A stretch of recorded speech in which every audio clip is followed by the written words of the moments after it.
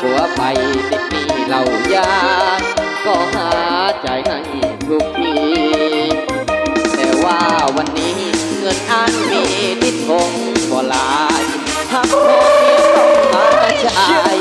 อันสิจดทั้งผู้เบาสาวเฮอส่งนี่อยากจะยิงเดียวกันบอกไปเนาะแต่ว่าตอนนี้บ่มี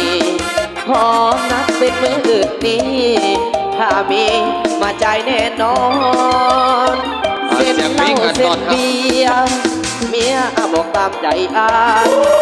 เลือกเอาน้อยสาวใหญ่เมียบอกให้ไปเว้ากินเหล้าเมามาเมียว่าหาเศร้าห้องนอนไปนอนนำก้องงามงอนไปนอนเป็นเพื่อนคนเมา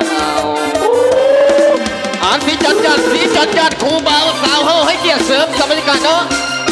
แต่ว่าสุดกว่าพวกความสูงสันทัศน์เสียดเบี้ยใจพอดีกันแต่ว่าหาความหักความแพงจังสิแล้วพี่น้องเอ้ย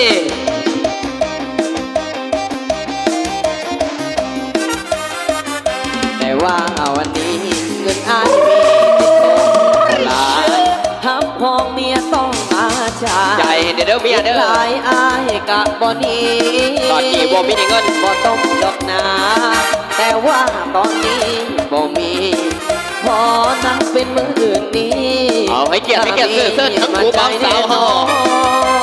บ่ต้องซื้อต้องไอละเอ้ยเมียบอกตามใจอ้ายแต่เรื่องสาวน้อยสาวใหญ่เมียบอกให้ไปเว้า